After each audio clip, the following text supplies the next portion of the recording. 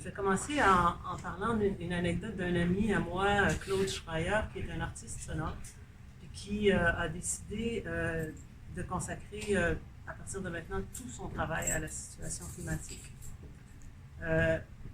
Claude s'étonne que les artistes, peut-être on aimerait croire plus conscientisés, je ne sais pas, nous continuons nos activités comme si de rien n'était.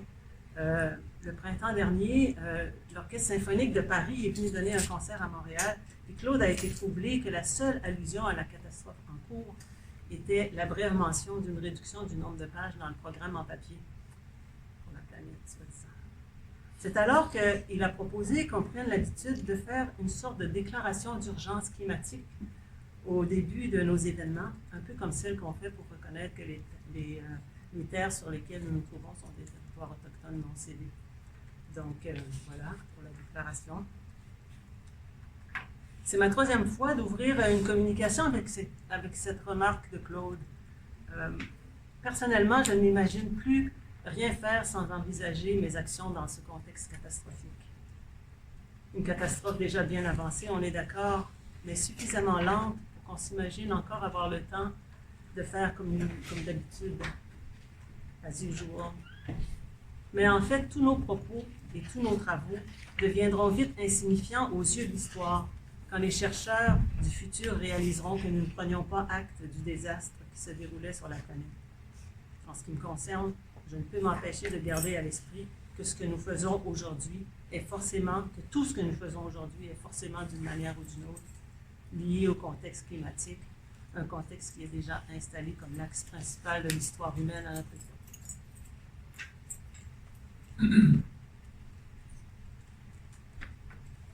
C'est d'autant plus important dans le séminaire d'aujourd'hui, ce que je raconte là, qui selon moi, constitue un événement scientifique significatif dans ce contexte. Car cela va peut-être vous surprendre, mais je pense réellement que ce que nous faisons en recherche-création est signifiant sur ce plan-là.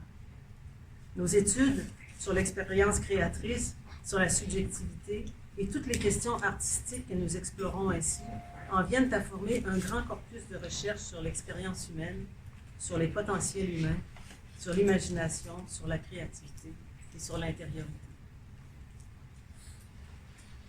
Au regard de la longue histoire, l'époque présente est un moment décisif, un kairos, comme auraient dit les Grecs. J'ai ouvert mon livre dont on parlait tout à l'heure, L'intelligence de l'art, avec cette question, mais pourquoi l'art ne peut-il pas sauver le monde? Pour vrai, c'est une question qu'on m'a déjà posée et à laquelle l'ensemble de mon travail est une sorte de réponse. Car je suis convaincue que si quelque chose peut nous sauver, c'est bien l'art. Oh, je ne parle pas d'œuvres en particulier, ni de projets spécifiques, mais de l'existence même de l'art en tant que version occidentale d'un grand type d'activité que je vais appeler aujourd'hui le faire créateur. Et donc, je reprends, si quelque chose peut nous sauver, c'est bien le faire créateur. Et j'utilise ce terme pour désigner l'ensemble des activités liées à la culture et à la dimension esthétique, telles la conception des mythes et des rituels, la fabrication d'images, l'aménagement des lieux, etc. Toutes ces activités relevant de l'alliance main-matière-esprit, ou corps-matière-esprit, qui ont présidé aux cultures du monde et dont l'art fait partie. C'est à ce titre que je crois en son pouvoir. Et je poserai la question de cette façon, va-t-on laisser aujourd'hui l'art être assimilé par la science et la technologie, comme on s'y attend dans certains milieux, ou bien allons-nous retravailler sur sa nature essentielle et transhistorique d'une sorte de pratique de l'intériorité? Mon livre explore en fait la fonction existentielle de l'art, une exploration que j'ai résumée en exergue du livre par cette citation de Joseph Beuys qui a dit « L'homme est l'œuvre de l'art ». Depuis, j'ai découvert que son intuition de cette fonction existentielle est corroborée par l'anthropologie. Souvent, les artistes et les anthropologues ont eu les mêmes intuitions.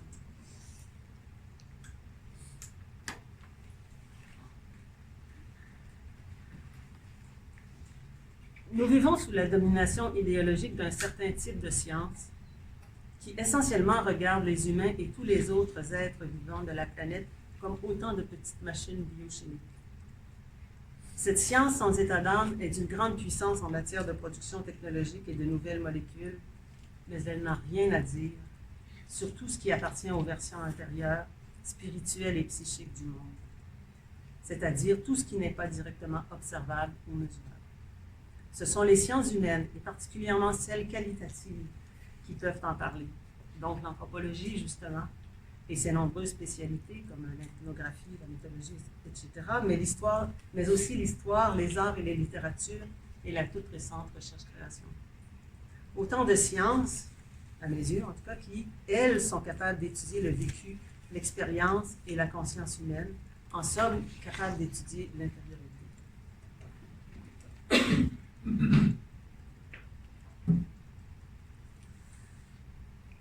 Je suis consciente que ce terme « intériorité » peut être vu comme problématique, particulièrement aux yeux de la philosophie peut-être, de la psychologie ou de la neurologie. Et je ne crois pas que ce soit un terme que beaucoup d'entre vous utilisent non plus. Je ne veux pas personnellement en faire un truc compliqué, je veux l'utiliser en fait dans son sens naturel, phénoménologique, comme le vécu que nous avons tous et toutes d'avoir une conscience, d'être une personne, de vivre une vie intime en nous-mêmes. Ensuite, voir qu'il y a l'expérience donc de l'intériorité, mais aussi les contenus de l'intériorité, tous ces faits subjectifs, toute cette vie intérieure qui constitue le sens ou la signifiance de la vie, sur laquelle repose notre compréhension du monde et de nous-mêmes et sur laquelle portent les œuvres d'art, les artefacts anciens, etc. Bref, l'intériorité en tant que réalité phénoménologique. Non pas un truc conceptuel, mais une réalité sensible et agissante.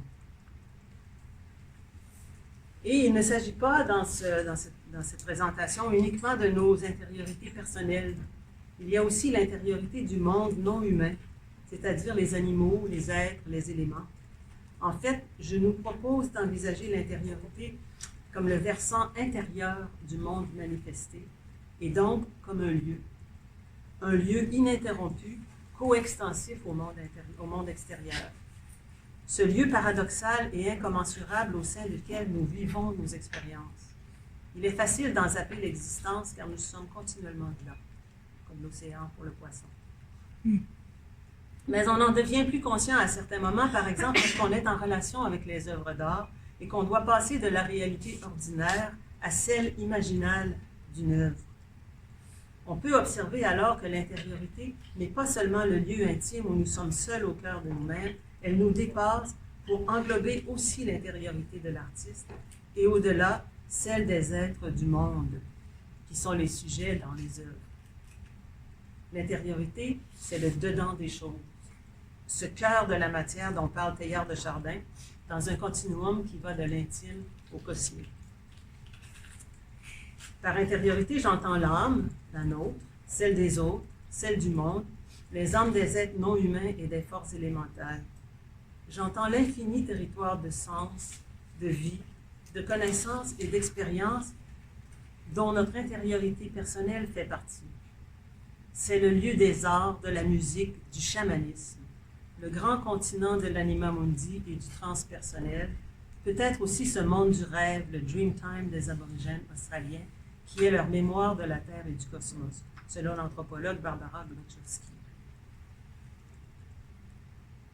C'est pour cette raison que je préfère le mot « intériorité » à d'autres mots, comme subjectivité par exemple, ou conscience de soi.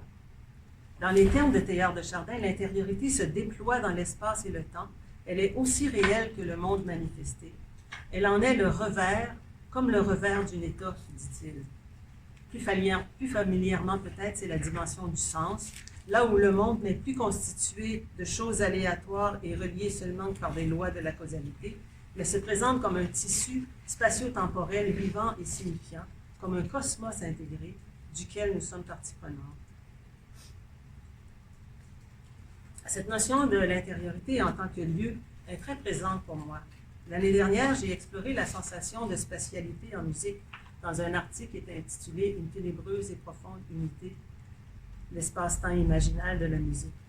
Et en 2014, j'avais déjà publié un chapitre de livre dans lequel je parlais de cette sensation d'espace, un espace phénoménologique, quelque chose dont plusieurs musiciens et musicologues ont parlé. Philip Glass a dit « Music is a place as real as any place you have been to ». Music is a place, la musique est un lieu. On trouve ce même sentiment d'espace dans la poésie quand Fernando Pessoa écrit « Nous ne marchons qu'à l'intérieur de nous-mêmes ». Tout ça, c'est l'intériorité et la fonction du faire créateur semble bien être de s'en occuper, de la manifester et de la rendre partageable.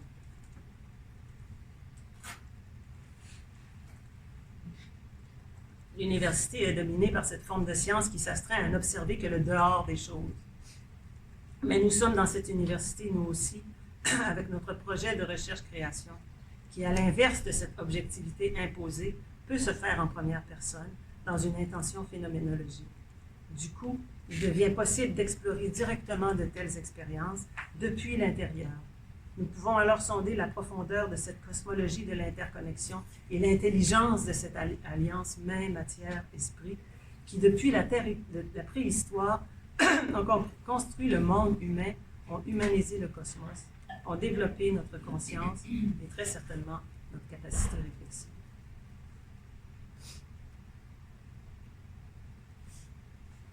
Je trouve.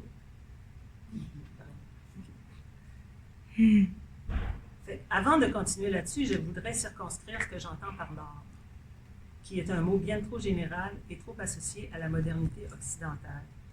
Je vais commencer en mettant à distance quelques-uns des paradigmes qui organisent les discours habituels sur l'art. Le premier paradigme, le plus important au fond, est la primauté de la réception. Pratiquement tous les textes habituels de philosophie, de critique et d'histoire de l'art occidentaux travaillent depuis une compréhension de l'art qui repose sur la réception. La connaissance sur l'art émane en majorité de spécialistes dont le point de vue est axé sur les œuvres et sur leurs effets sur nous. Parce que ces spécialistes sont surtout des récepteurs, leurs écrits ont amené à voir la réception comme le phénomène général de l'art et à voir l'art comme un grand catalogue d'objets spéciaux offerts à notre contemplation. Mais si pour nous, au contraire, le phénomène général de l'art est la création, alors on parlera plutôt en termes d'action, d'intention, de processus, de faire créateur.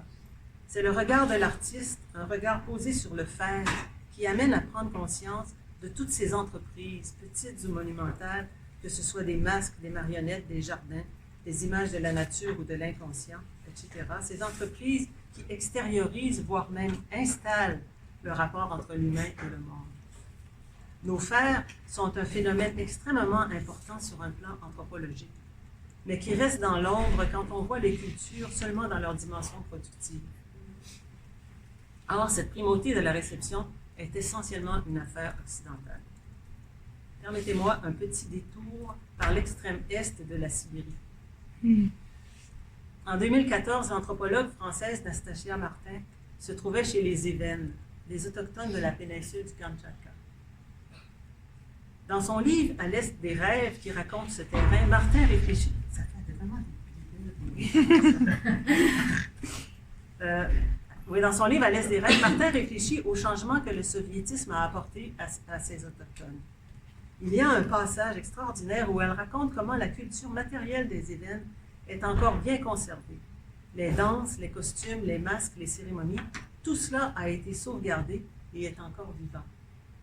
Mais elle fait remarquer que si cette conservation a été possible, c'est grâce au tourisme. En effet, si les danses sont encore pratiquées et les artefacts encore fabriqués, c'est pour les offrir aux touristes. La conservation est réelle donc, mais elle se fait au prix d'une mise en spectacle. Martin écrit « Les danses, les chants, les performances masquées, c'est-à-dire tous les éléments composant les pratiques rituelles destinées aux autres qu'humains, avec lesquels on se mettait en devoir d'ouvrir la possibilité d'un dialogue, doivent être vidés de leurs relations, qui leur conféraient leur raison d'être, pour se convertir en forme pure, dès lors assimilable au domaine de la représentation artistique des dits rituels. En somme, le fond de pratique, les relations interspécifiques nouées dans et par les rituels, doit être hypothéqué au profit de la forme, de donner à voir un rituel dissocié des effets qu'il devait produire sur le monde. Le culturel doit alors devenir une simple forme d'expression et non plus une manière particulière d'organiser les relations au monde. Chez les Évènes, donc, on a conservé les formes, mais elles sont désormais adressées à un public humain. On n'a pas forcément sacrifié les significations originelles, mais on a sacrifié l'adresse originelle, c'est-à-dire à qui ces artefacts étaient adressés, dans ce cas-ci aux êtres non humains, aux animaux, aux forces de la nature, etc. Remarquez, elle a évoqué les relations interspécifiques nouées dans et par les rituels. L'anthropologue Philippe Discola a souvent parlé, lui aussi, de ce qu'on voit aujourd'hui comme étant les arts des peuples autochtones. Ce sont bien souvent les pratiques animistes par lesquelles ils nouaient des relations avec ce monde non humain. Et réciproquement, ces pratiques étaient les conduits par lesquels les êtres non humains leur parlaient. Autrement dit, ces pratiques, ces rituels, ces masques servaient à ouvrir un espace de relation entre les mondes humains et non humains. Et pour revenir aux Évènes du Kamtchatka, leurs pratiques ont été vidées de leur intention première pour devenir des objets d'intérêt adressés à la curiosité détachée d'humains contemporains.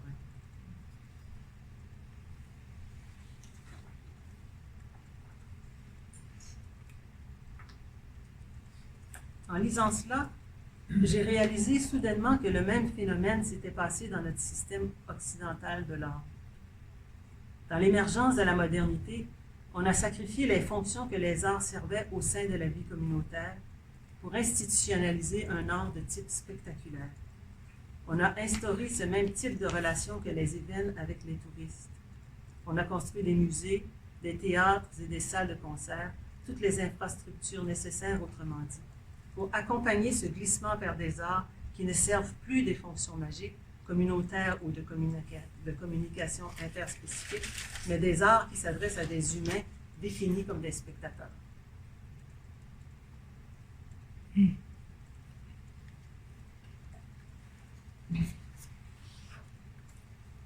L'ethnomusicologue Jean-Jacques Nattier a défini l'animisme comme, je le cite, l'attribution aux animaux et aux phénomènes de la nature, voire à des objets, d'une âme analogue à celle des êtres humains. Et Philippe Descola, dont j'ai parlé tout à l'heure, donne à peu près la même définition. Pour lui, l'animisme est l'idée que les non-humains sont des personnes dotées d'une intériorité de type humain.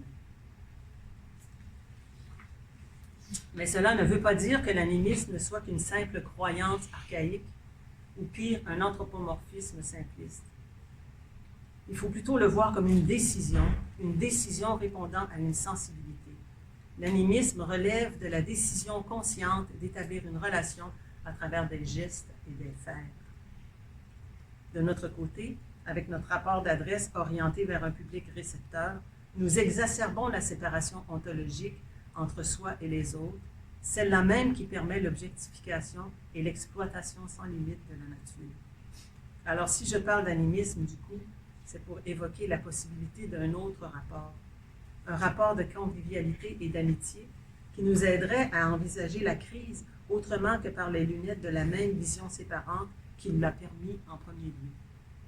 Or, les frères créateurs qui président à l'animisme sont aussi à l'origine de l'art. Je vais donc croire que les artistes, nous sommes encore capables de cette intuition.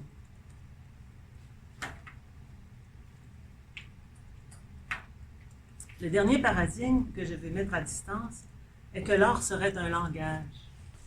La fonction expressive de l'art est conçue comme centrale chez nous, au point où on va souvent parler de l'œuvre comme d'un discours. Un discours sur quelque chose. Mais d'un point de vue anthropologique, c'est une idée récente.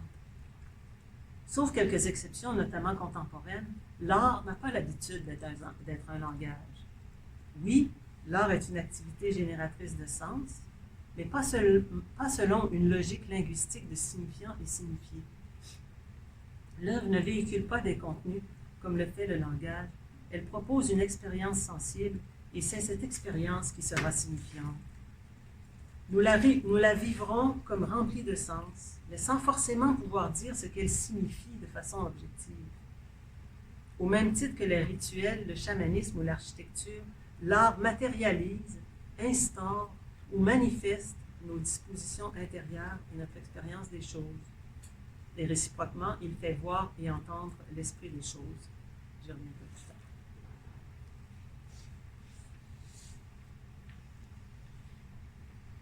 Après avoir mis à distance ces quelques paradigmes liés à l'art occidental, j'ai posé certains postulats qui m'apparaissent cohérents avec mon expérience et celle des artistes avec qui j'ai travaillé, ainsi qu'avec, je le note encore, les propositions d'anthropologues actuels. Le premier, c'est les racines transhistoriques de l'art. Le premier postulat, c'est que l'art occidental n'est pas l'aboutissement suprême de millénaires d'activités artistiques.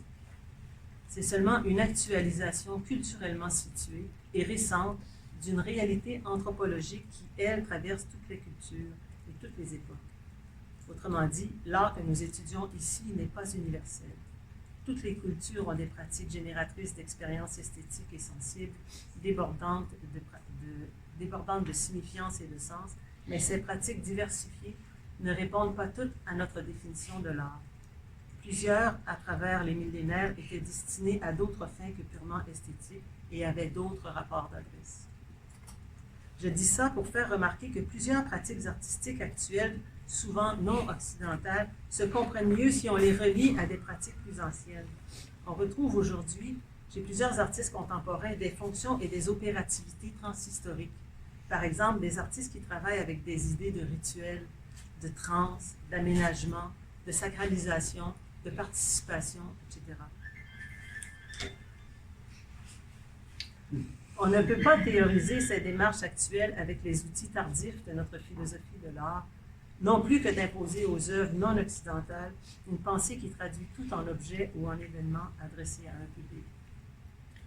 Il est beaucoup plus productif, théoriquement parlant, d'interroger directement les pratiques archaïques. Et c'est ce que font des anthropologues actuels rattachés à ces grands mouvements de réflexion que sont l'écologie profonde et le néomatérialisme. Des anthropologues comme ceux que j'ai nommés, Philippe Descola, Barbara Grotchowski, Nastasia Martin, etc. Et Étienne Ingold. Si on réconcilie cette séparation occidentale entre l'esprit et la matière, entre l'humain et la nature, alors on peut reconstruire une compréhension selon laquelle esprit et matière, humain et nature, connaissance et faire sont intégrés, non pas comme deux réalités ontologiques antithétiques comme elles le sont maintenant, mais comme deux versants d'une même réalité, d'un même monde. On peut ainsi identifier une sorte de pensée artistique s'apparentant aux formes de pensée ancestrales. En effet, l'engagement performatif avec la matière et la production de formes ou d'images, tant ancestraux que contemporains, constituent une épistémologie et un ethos à part entière, l'épistémologie et l'éthos du faire créateur.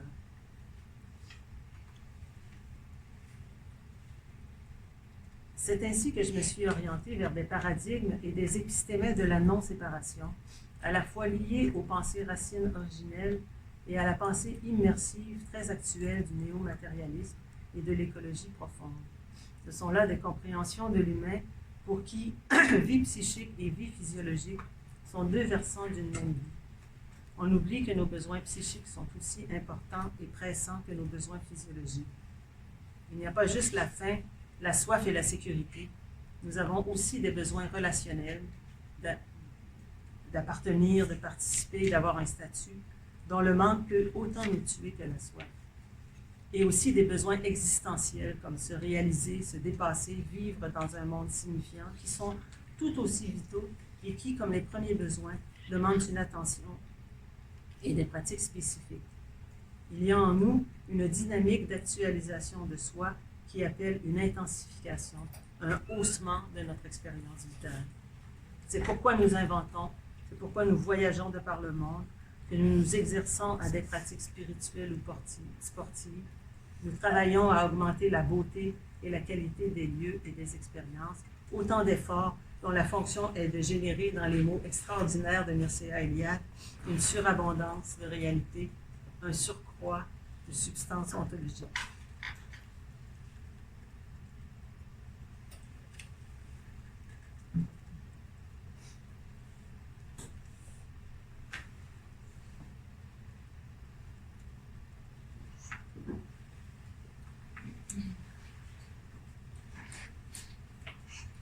Après il ne s'agit pas seulement de nous réaliser nous-mêmes individuellement.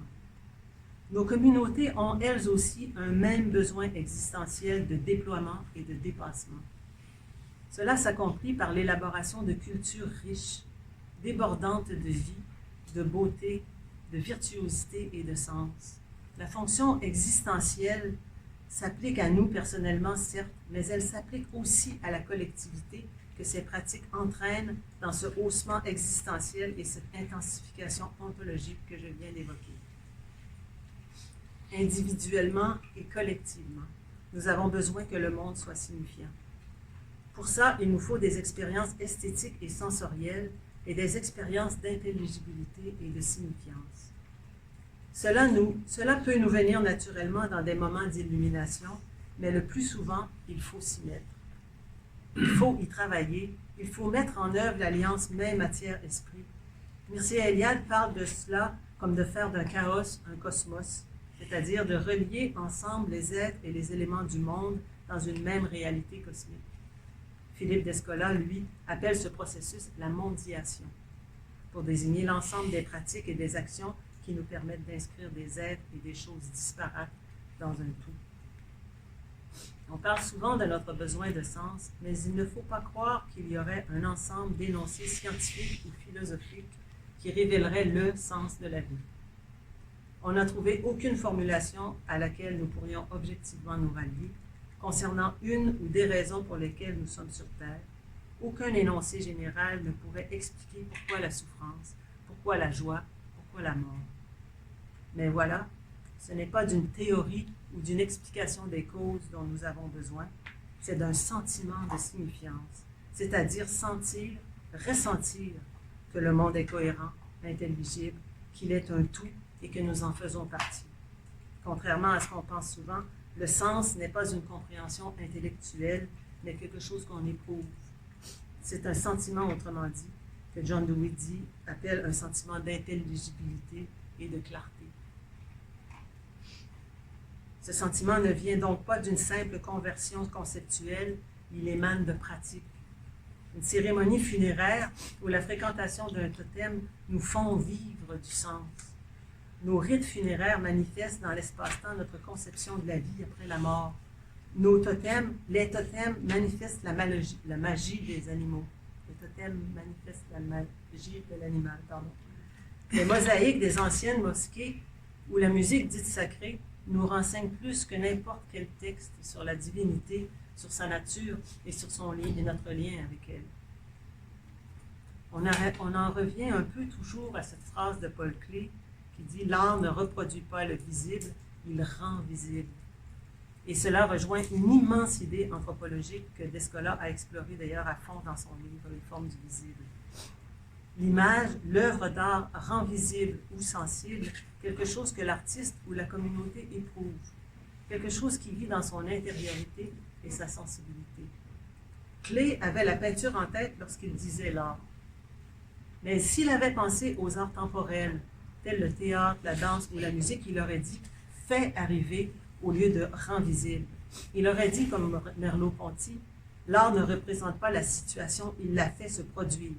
L'art ne vient pas nous parler de quelque chose, il est lui-même ce quelque chose », écrit Suzanne Sontag.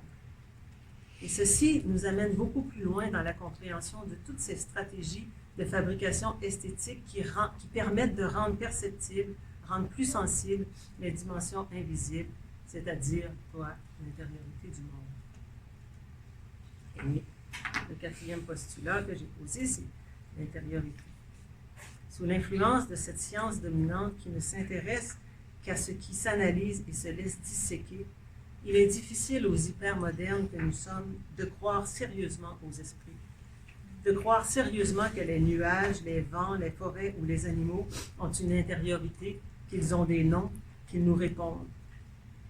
Mais quand on y pense, il est bien plus étrange de croire que nous serions les seuls à en avoir une intériorité, dans un univers qui serait composé uniquement de quoi? De surface. L'univers est biface, disait Teilhard de Chardin.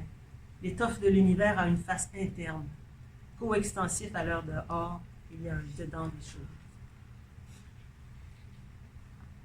Si on pose ainsi qu'il y a une dimension intérieure partout où il y a une existence extériorisée, ce qui franchement est logique, alors on comprend que l'art travaille dans cette dimension. En l'inscrivant dans la matière, dans les sons, dans les gestes, il la rend tangible. Globalement, nos frères créateurs ont transformé le monde naturel pour y inscrire un peu plus de notre esprit. Les peintures rupestres, les jardins, les costumes, les chants, un peu partout nous inscrivons notre présence, les formes de notre participation, comment nous voyons le monde, etc. Et par les mêmes canaux, nous pouvons entendre la réponse du monde non humain. On ne sait pas encore comment notre type de conscience, très intériorisée et réflexive, a pu émerger dans le cours de l'évolution. Mais à un certain moment, l'expérience d'une conscience de soi, toujours plus affirmée, des problèmes d'un genre nouveau se sont posés à nous. Comment gérer ces prises de conscience, en effet, ces fulgurances, ces intuitions du futur, ces souvenirs du passé, ces impressions d'un ailleurs et d'un invisible qui nous habite? Comment ne pas postuler l'existence d'une intériorité semblable chez nos compagnons et compagnes humains, de même que chez les animaux, les êtres et les forces de la nature? Sa richesse à cette intériorité est plus importante, plus vitale que toute richesse matérielle, et nous en sommes responsables, car elle existe dans la mesure où nous la matérialisons.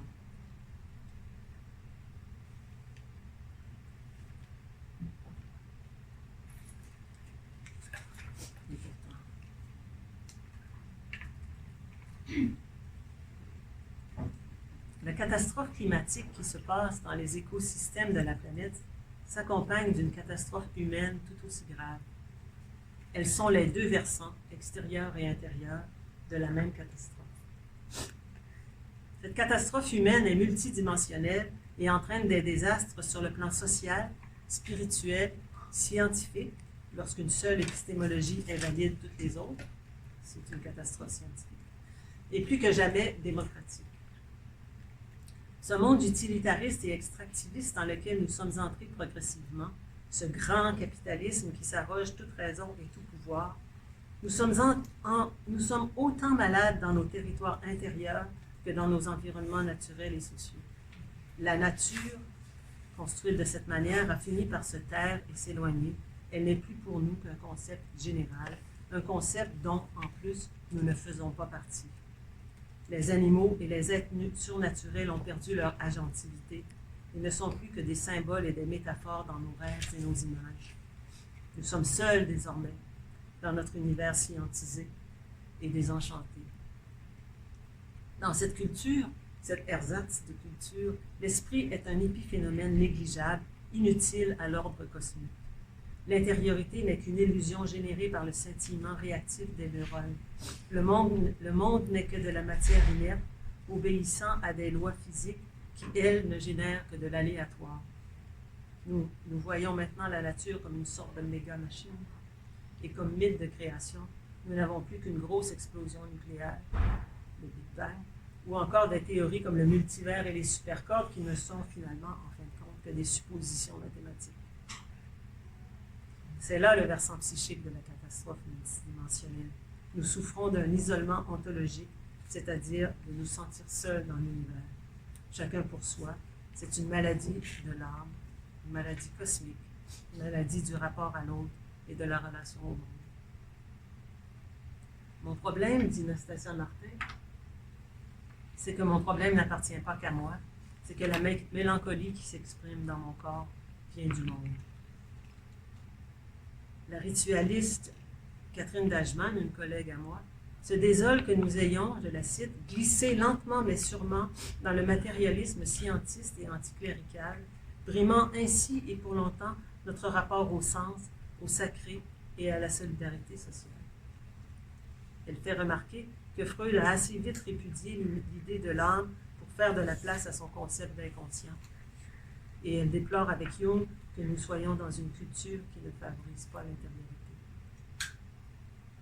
Mais elle cite surtout le chercheur spirituel Malid Omasomi, qui écrit « Tandis que le tiers-monde ressent l'urgence d'une aide accrue afin de lutter contre la faim sur le plan physique, l'Occident prend conscience d'une faim si angoissante sur le plan spirituel qu'elle fait presque peur. »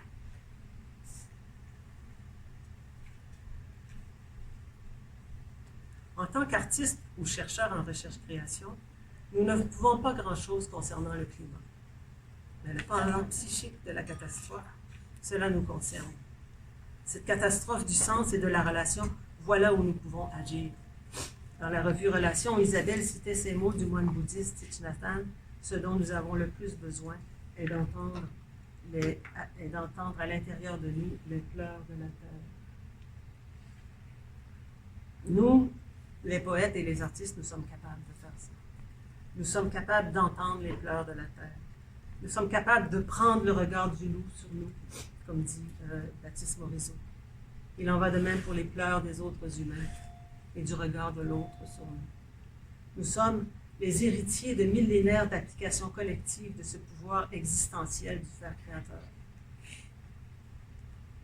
et des savoirs qui lui sont liés. Nous pourrions faire bien plus que ce que nous faisons maintenant. L'origine, la cause première de la crise climatique n'est pas la technologie. La crise démocratique ne commence pas avec le capitalisme. Toute, elle commence à l'intérieur de nous, dans nos démissions et nos désespoirs. Et en insistant sur le caractère purement biochimique de nos psychés, la science ne fait qu'augmenter nos malaises et nous empêcher de comprendre. Il me semble que de renouveler nos pratiques de l'intériorité et développer une science de l'intériorité, cela nous aiderait à mieux comprendre et peut-être dépasser ces vulnérabilités. Or, ces pratiques à renouveler et cette science de l'intériorité à développer, c'est là quelque chose qui se rapproche de ce que nous faisons ici dans nos études sur la pratique artistique. C'est un projet que la recherche-création pourrait prendre à son compte, effectivement.